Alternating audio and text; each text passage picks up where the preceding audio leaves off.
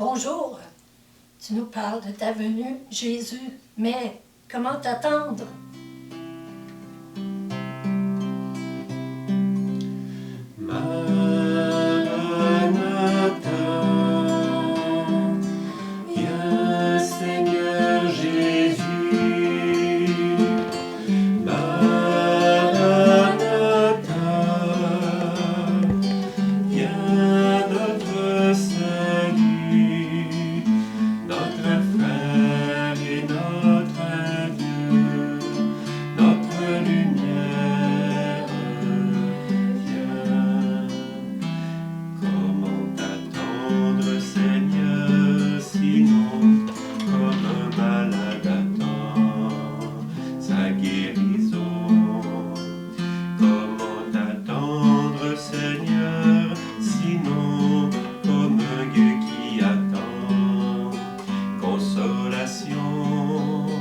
Comment t'attendre, Seigneur, toi qui as dit heureux les affligés.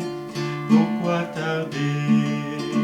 Viens pour combler notre espérance. Maranatha, viens Seigneur Jésus.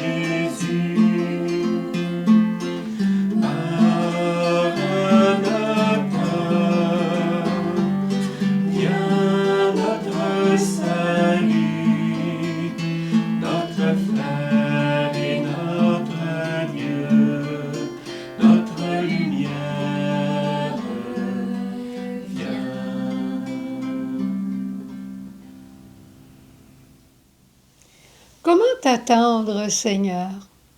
T'attendre avec confiance.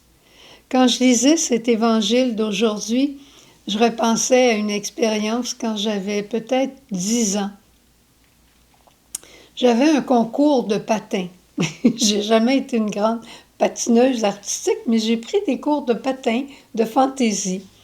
Puis, il y avait une grosse tempête de neige. Puis, maman m'a dit probablement que la compétition n'aura pas lieu.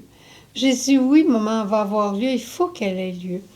Puis, mes papa m'avait promis qu'il reviendrait de voyage pour ce jour-là. Puis elle me dit, en regardant dehors, elle dit, c'est sûr que papa ne pourra pas être de retour.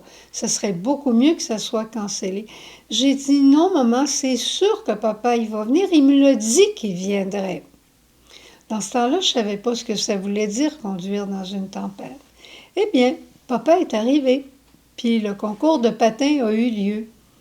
Et ça, je me suis toujours rappelé de ça. Je répétais la même chose, papa me l'a promis. Hein?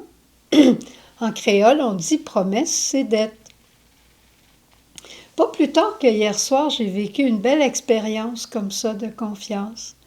On a un frère de la communauté, Pierre, qui est très, très habile en informatique, et il devait aller à notre maison voisine à la vallée. Puis Lise me dit à l'heure du midi, Pierre ne viendra pas à Capcha. Mais j'ai dit, j'ai un problème, il faut absolument qu'il vienne. Mais il y a un gros problème là-bas, il s'en va donner un coup de main, il ne pourra pas venir, il va t'expliquer ça au téléphone.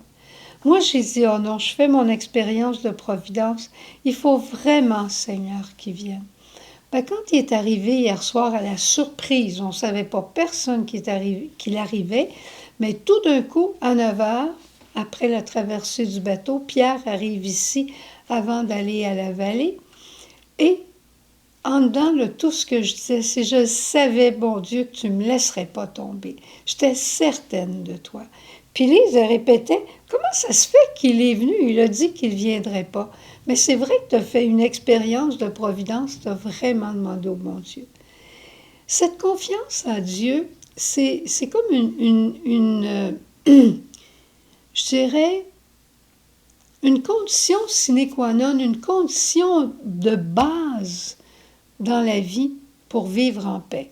Et pour accueillir un évangile comme aujourd'hui, tu sais, quand tu n'as pas la paix dans ton cœur, puis tu entends ça, vous ne savez pas à quelle heure le maître va venir. Il va venir comme un voleur.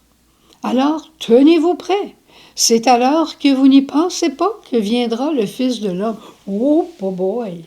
Oh boy, j'ai peur, je ne sais pas quand il va venir, puis je suis peut-être pas prête pour l'accueillir.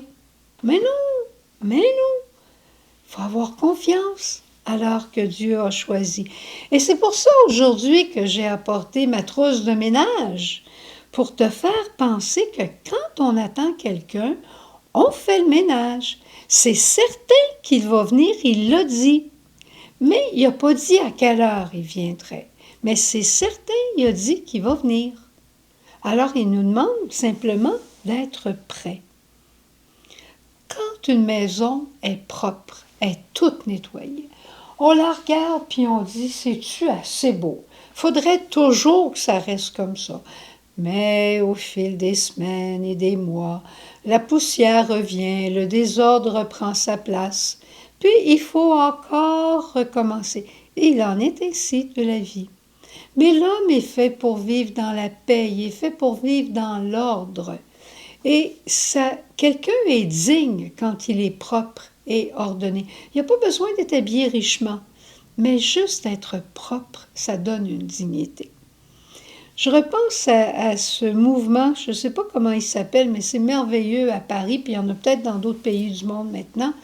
Mais à Paris, il y avait une association qui s'occupait des gens de la rue pour leur permettre à tous les 2 jours de venir prendre une douche puis d'avoir du linge propre. Moi, j'ai l'impression quand ces hommes-là ressortaient de ce bâtiment, ils n'étaient pas les mêmes. Ils étaient fiers, ils étaient heureux, ils pouvaient aller se chercher un travail. Ben, c'est la même chose pour notre âme. C'est la même chose pour notre âme. Jésus est venu pour nous libérer et nous apprendre à vivre dans cette paix. Puis Saint Paul va nous dire, il ne faut pas que le péché règne en vous. Évidemment, le péché véniel, il fait partie de notre vie.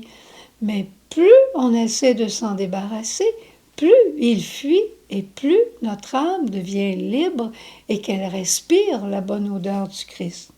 Ça veut dire quoi? Ça veut dire renoncer volontairement au péché, pas se permettre des petites choses en disant « c'est juste un petit péché, c'est juste une petite pauvreté, c'est juste un péché mignon ». Il n'y en a pas des péchés mignons. Un péché, c'est un péché. Une petite menterie, c'est pas une petite menterie, c'est une menterie. Hein? Choisir l'Évangile à tous les jours comme sagesse de vie. Qu'est-ce que tu me dis, Seigneur? C'est là-dedans que j'essaie de marcher.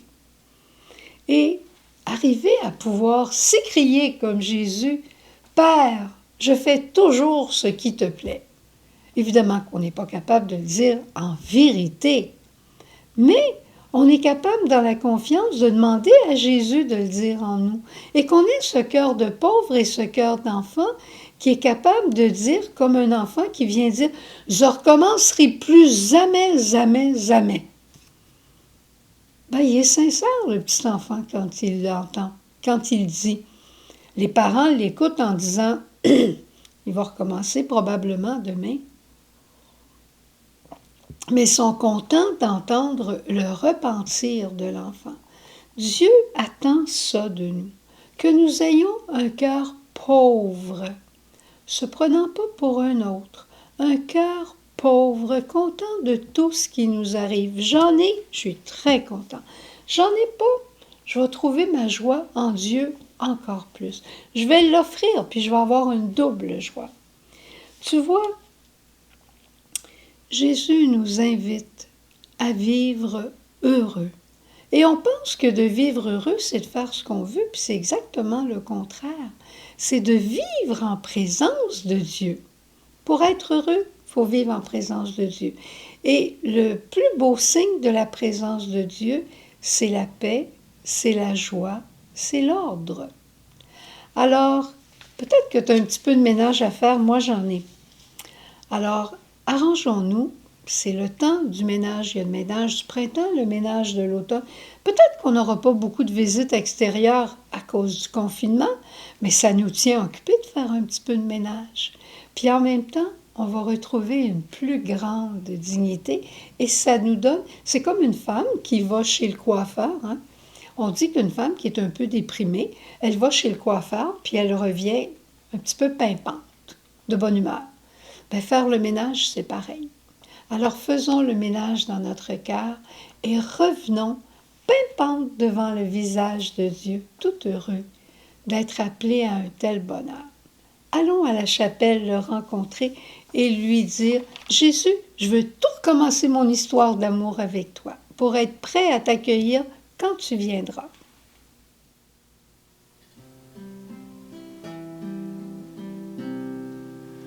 Je me tiens